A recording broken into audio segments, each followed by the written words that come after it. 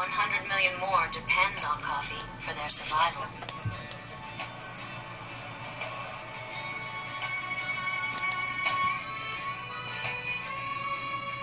The story of coffee begins with a green bean, hidden in the red cherry of the coffee tree.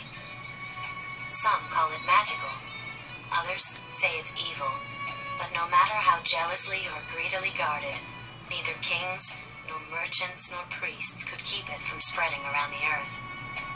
For sooner or later, everyone is seduced by the irresistible bean.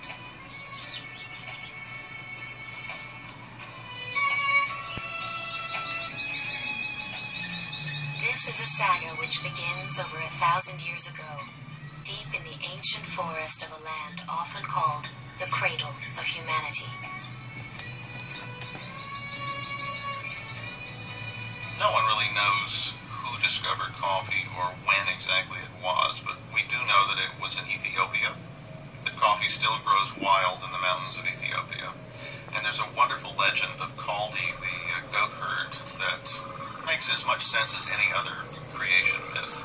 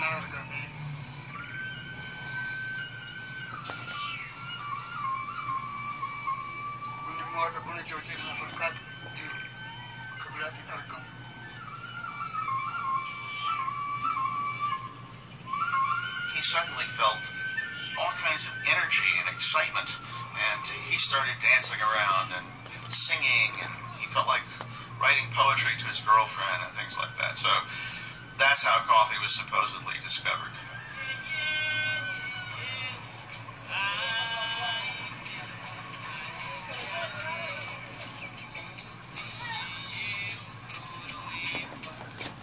Ethiopians are the first to gather coffee growing wild in the forest.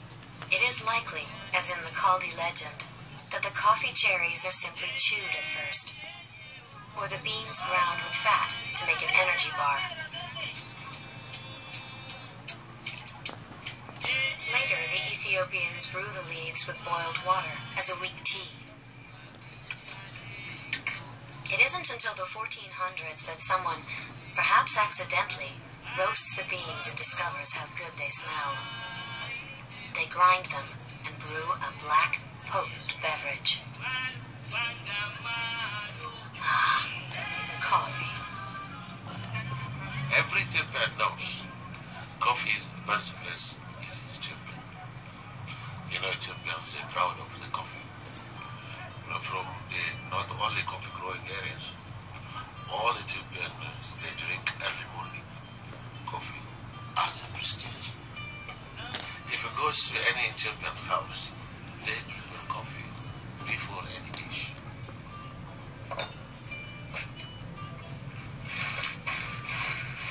Coffee will be family favorite. It brings friendship, kinship. The coffee is an heritage and a proud of Ethiopia's culture. Haji Muhammad's granddaughter prepares an elaborate coffee ceremony that is centuries old. Only the women of the house can roast the beans. When they begin to crackle, she ladles them on a metal plate plate to be blessed by the spirits of fertility and prosperity.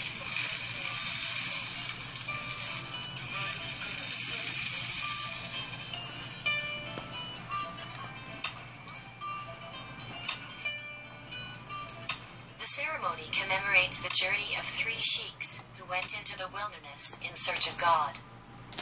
When they were nearly starving, it is said, God appeared and instructed them to grind coffee beans for food. There are always 3 servings of coffee to honor the 3 sheiks. The first round is called Abul, then Tona, and finally Baraka, which means the blessing.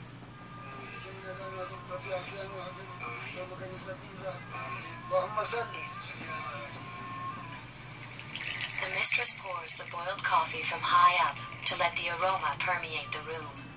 She adds a little sugar, or sometimes salt. The brew is thick and strong, with some of the grounds still floating in the cup.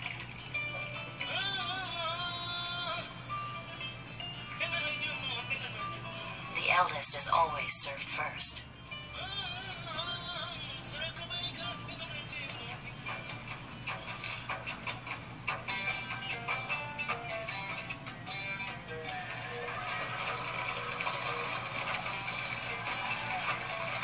While the ancient Ethiopians revere their wild coffee, they cannot keep it to themselves.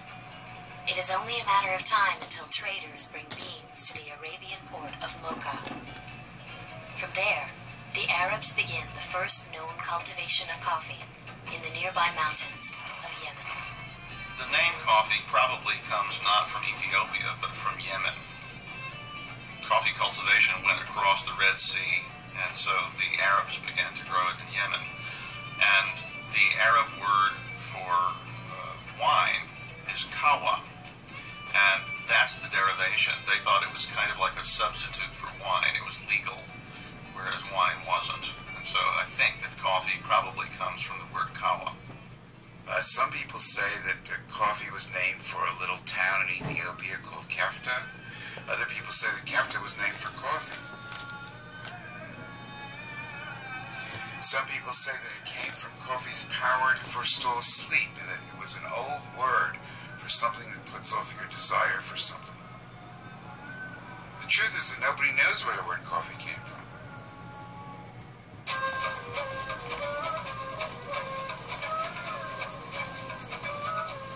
Forestalling their desire for sleep, the Sufis are better able to perform their ecstatic devotions. The invigorating potion enhances their swirling trances as they reach out to merge with the divine. Soon, the black brew spreads from temple to temple as a holy ceremonial drink. It was through the Sufis that coffee made its way through Arab society. See, the Sufis were of the laity. They came from all walks of life, and they used to meet at night and say their prayers. Then they'd go back home and they'd go to their jobs and so on. Well, they brought the knowledge of coffee back with them.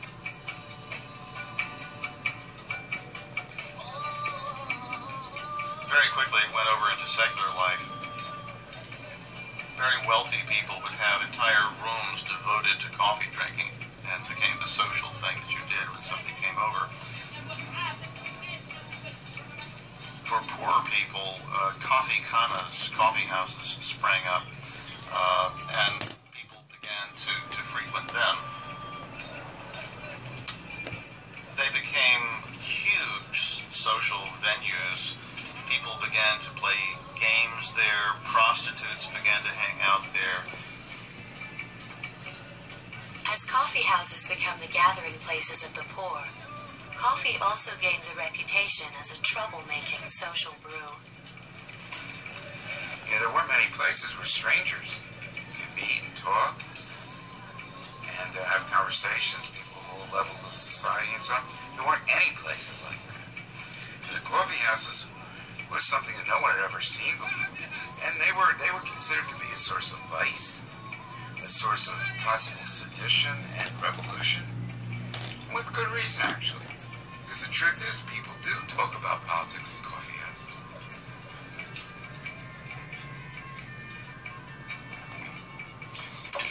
the governor of Mecca, whose name was Khair Beg, heard that people were doing lewd and terrible things in the coffee houses, but worse than that, they were saying bad and funny things about him. They were making up satirical verses about him. So he decided that he would ban the coffee houses. People come there, they carry on, they mix with other people, they get involved in treason. But the worst thing is, they're drinking coffee. And coffee is a drug, it's an intoxicant. Well, the Quran prohibits the use of intoxicants. This is a very serious matter in the Muslim religion. In fact, the penalty for using intoxicants is execution. And he tried to ban the coffee houses. However, the Sultan of Cairo, who was his boss, who loved coffee, and it was being served in Cairo, when he heard about this, he reversed the order. Disputes among the ruling classes about the disreputable coffee houses only adds to the popularity of the irresistible bean.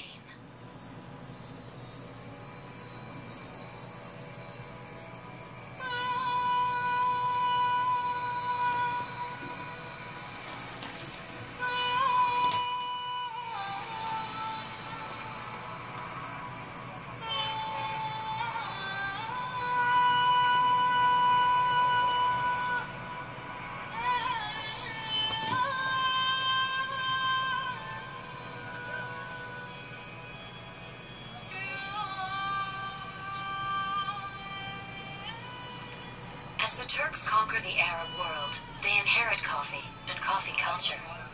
Soon, coffee secures a place for itself in the everyday lives of ordinary people.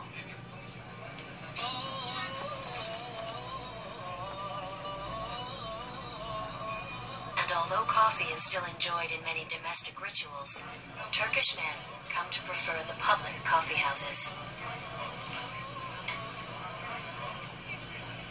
Evimizde bir kahve kültürü var, kahve içme kültürü var. Sonra erkekler arasında toplanma yeri açısından bir kahve.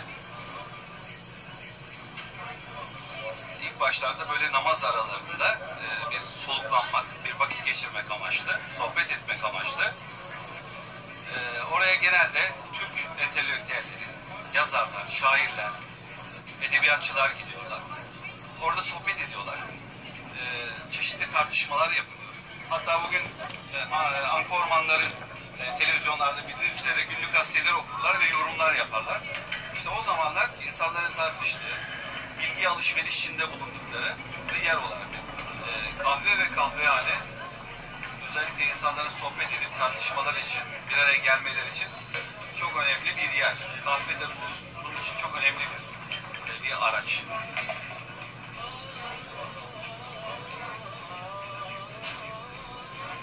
Ayrı bir atasözümüz vardı. Gönül ne kahve ister ne kahvehane, gönül dostu ister kahve bahane. Coffee has always been important for both the men and women in Turkey. But with the strict separation of the sexes, women have long been forbidden in the coffee houses. The women of the Sultan's harem drink coffee in an atmosphere of languorous sensuality. Afterwards, they have their coffee grounds read by the court fortune teller, who tells them if they are satisfying the Sultan and whom he loves the best.